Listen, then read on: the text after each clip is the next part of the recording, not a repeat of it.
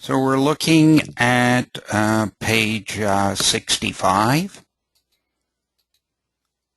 and the problems that we're going to do are 3H, 3J, these are all factoring, and 4H and 4M, and in question number 5 we're going to do 5E and 5I.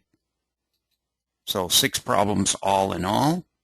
Now, first thing we do when we look at something, we ask ourselves, is there a number or a letter variable that we can remove from these 3 terms that's common to these 3 terms? So we're looking for a greatest common factor before we do anything, and there is no greatest common factor here. There's no number here that's common to these 3. There's no variable. You can see you've got an x squared here, you've got an x here, but you don't have an x term here. So you can't take x out, and you can't, there's no number. So in order to do this, as we've learned before, what we need to do is take the products of minus 100. This is this last term, the last term, that sum to minus 21. And the only 2 numbers that would give us a sum of minus 21 and multiplied of minus 100 are minus 25 and 4. So minus 25 and plus 4 produce minus 100, which is the first thing. And minus 25 when we add and plus 4 sum to minus 21. Now you could see, for example, if I assume that the factors, let's say I used 5 and 20, there's no way that I get 5 and 20 to sum to minus 21. For example, if I use 10 and 10, which are the products which would give me 100 minus 100, or minus 10 times 10, there's no way that we could sum those to give minus 21. So the answer is, if I multiply 25 times plus 4, I get minus 100. And if I sum minus 25 and plus 4, I get minus 21. The minus 21 is here, and the minus 100 is here. So here I put the minus 25 right here, and the plus 4 right here. And you can see if I take the first times the first, I get x squared. The minus 25x is the inner, plus 4x is the outer. If I sum those, I get minus 21x. And if I multiply minus 25 plus 4, I get minus 100. So you always check your answer. Now, we could have also done it by grouping. We established that minus 25 and plus 4, so that I could write minus 25x plus 4x minus 100.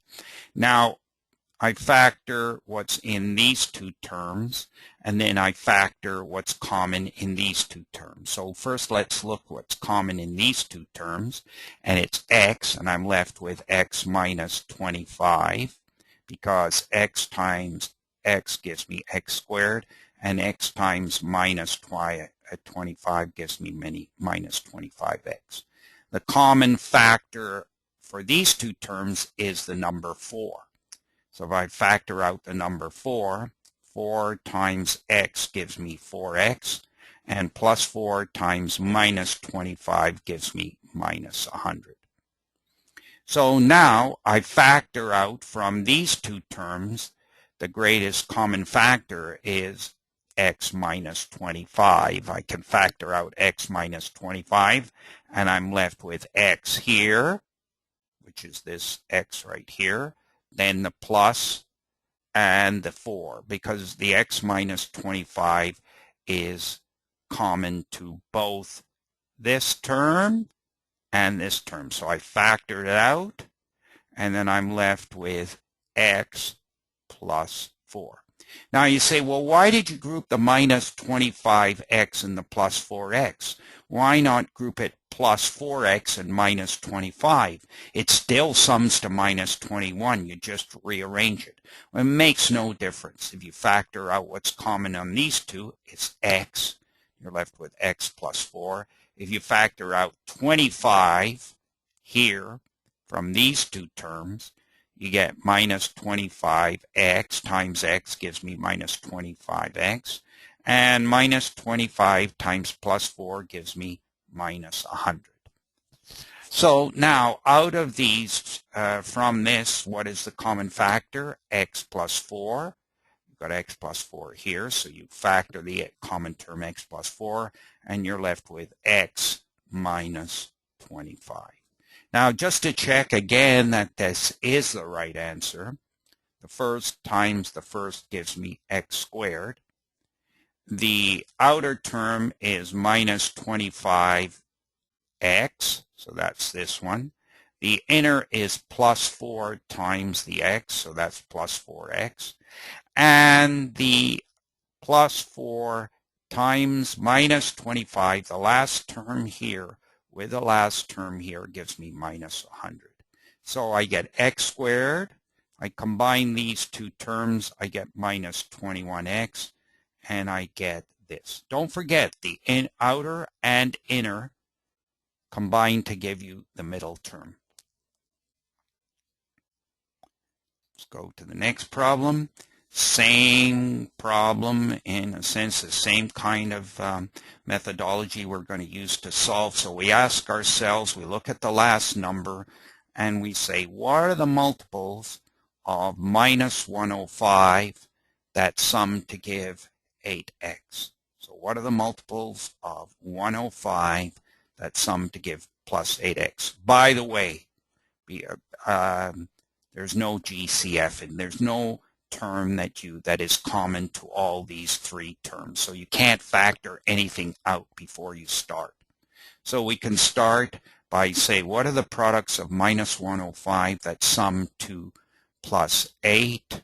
And you'll find that if you multiply 15 times minus 7, you'll get minus 105. So, I mean, on this, you have to use a process of trial and error. For example, you could have used 5 and 21. But 5 and 21, there's no way you can organize 5 and 21 to give you plus 8. So whatever you do, the only factors that work here are plus 15 and minus 7. And only those can be summed to give you plus 8. So you're looking for two numbers that when you multiply them together, you get minus 105, and when they sum to be plus 8. Now you might have said, well, if I know 3 and 35 are the factors of 105. Yes, they are. But you can't sum 3 and 35 to give you plus 8. The only ones that you can use are plus 15 and minus 7. So I put the plus 15 here and the minus 7 here. So you can see that the inner term is plus 15x. The outer term is minus 7x. If you sum those two terms, the inner and the outer, you get plus 8x. And the plus 15 times the minus 7 gives you the minus 105. So if you want to do it by grouping, you got 15 and minus 7, so you can say plus 15x minus 7x, because the sum of these two terms here gives you plus 8. And you can factor out from these two terms, the only thing you can factor out the first two terms that's common to both is x. So you get x times x plus 15. From the last two terms, you can factor out the number 7. And 7 minus 7 times x gives you the minus 7x. And minus 7 times plus 15 gives you the minus 105. Now you look at this, and out of these terms you can factor out the x plus 15. You've got the x plus 15 and you've got the x plus 15 here.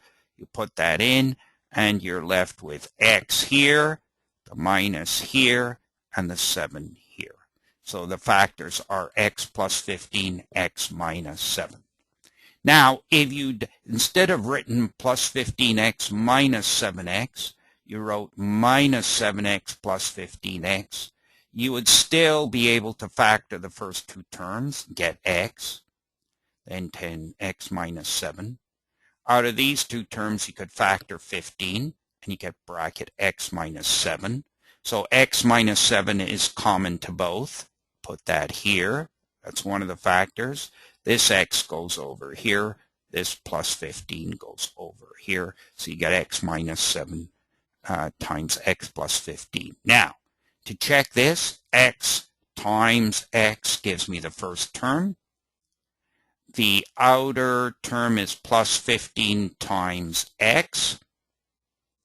The inner term is minus 7x. And the last times the last gives me 105. If you combine plus 15x minus 7x, you get plus 8x. Okay, so there's the answer right there.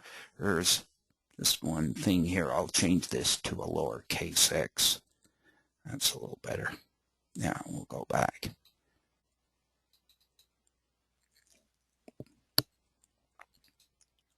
Okay, so let's go to the next problem. And here, again, there's no number, no greatest common factor. There's no number or variable that is common to all three terms.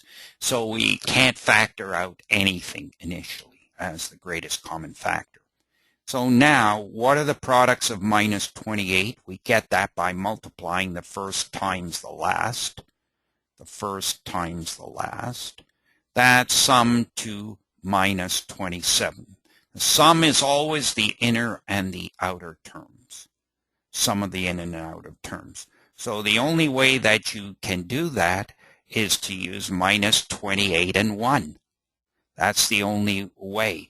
Because if you multiply minus 28 times plus 1, you get minus 28.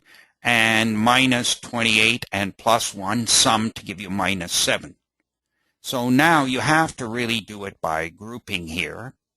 And you write 7x squared minus 28x plus x, because this is this. The minus 28 is this term here, and the plus 1 is the plus 1x minus 4.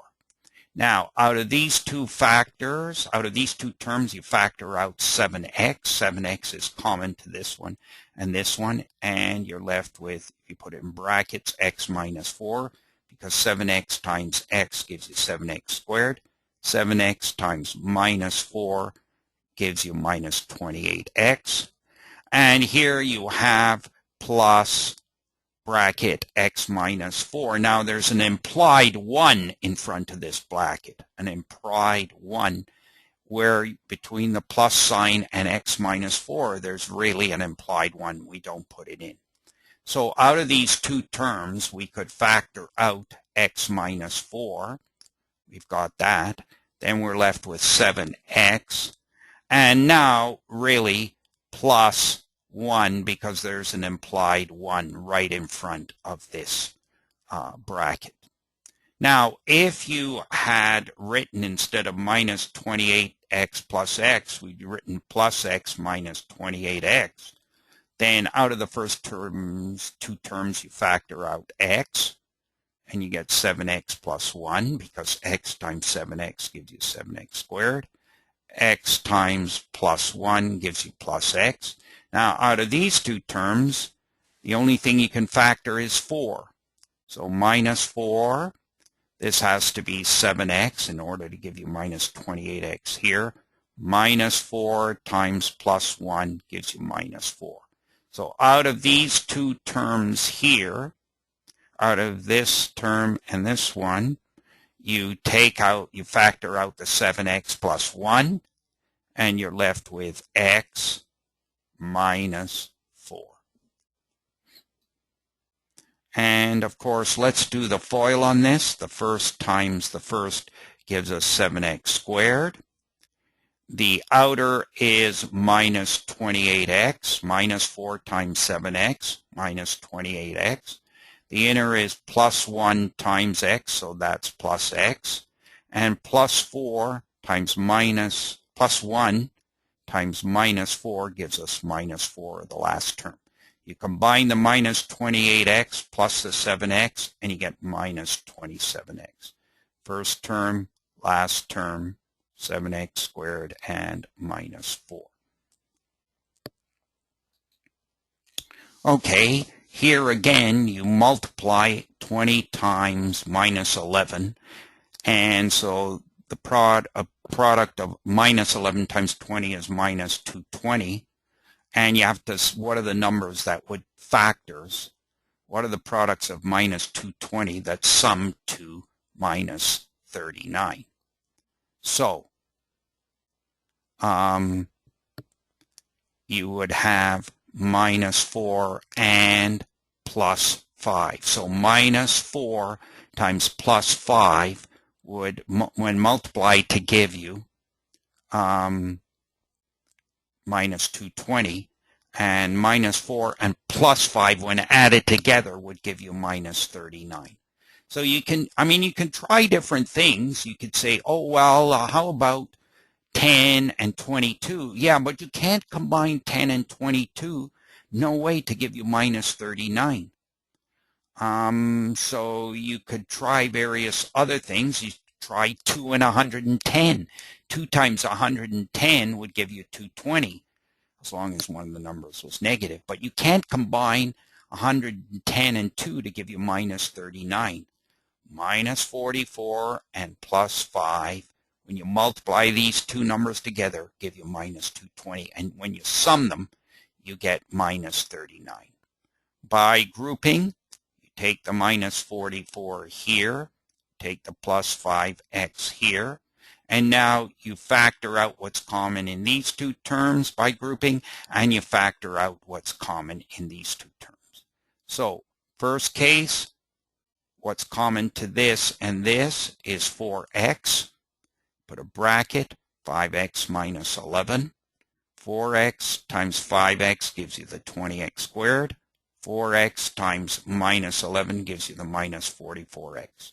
Here, there's nothing that goes into here, so there's an implied 1 between the plus sign and this bracket, an implied 1. So 5x minus 11 is common to both. You factor that out, and you get the 4x, which goes here, plus here, and in front of this bracket here, there's an implied 1. Remember, multiplying by 1 doesn't change anything when it's put in front of that bracket. First term times the first term gives you 20x squared.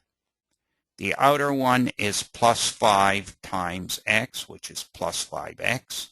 The inner one is minus 11 times 4x, which is minus 44x. And the last, minus 11 times plus 1 gives you minus 11. When you combine the plus 5x and the minus 44x, you get the minus 39x. So the 20x squared is this term, and the minus 11 is that one, and the middle one is combined by is obtained by combining the outer and the inner. Now we're told in this one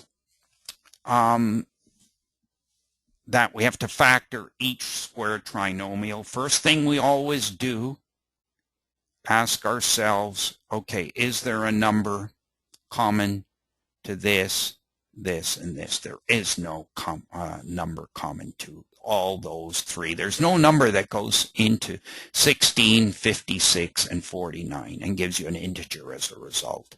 So, you could say, well, 8 goes into 16, 2 times 8 goes into 56, 7 times, but 8 doesn't go into 49. So it either have no greatest common factor. So now we know this is a perfect square trinomial. So the first term, the two terms must be identical, 4x and 4x. The last term is plus 49, which is a perfect square. This is a perfect square, just like this was a perfect square. So that the number here has to be 7 and 7. Now the sign, the only way you're going to get a minus here is if you put a minus here and a minus here. So the inner minus 28x and the outer minus 28x combine to give you minus 56x. The last, the minus 7 times the minus 7 gives you the plus 49. So we've written that here. The first times the first 4x times 4x gives me 16x squared. The outer is minus 7 times plus 4x minus 28x. The inner is minus 7 times plus 4x. That gives me minus 28x. And minus 7 times minus 7 is plus 49. So when we combine these two together, we get minus 56x. So this is a perfect square, which means whatever is in, whatever the factor is here has to be identical to here. And the only way we're going to get 16 and 49 is here is to put a 4 here and a 7 as our last term to use the perfect square. Now we have to factor this trinomial here, and you can see that 1 is a perfect square. You're only going to get it by multiplying 1 times 1. And the only way you're going to get 4x squared in this case and in a perfect square trinomial is 2x and 2x. So if we look at this, the first times the first gives us the 1. The minus 2x, or let's take the outer one, minus 2x times the 1. Minus 2x times the 1 gives me minus 2x. The inner is minus 2x times 1 gives me minus 2x. And minus 2x, the last times minus 2x gives me plus 4x squared. When I combine these two, I get the middle term 1 minus 4x. So again, the only way you're going to get a minus here and a plus here is if the signs here are the same. Again, there's no number that you can extract from here, that's common to all three. There's no variable. Now, I may not have discussed that in some of the previous problems. Let's take a look at this one. And you can see here I've marked it no greatest common factor. We go back to part M. There's no number common to 29, 39, and 11. There's no number that will divide into these three and give us an integer as a result. And there's no variable.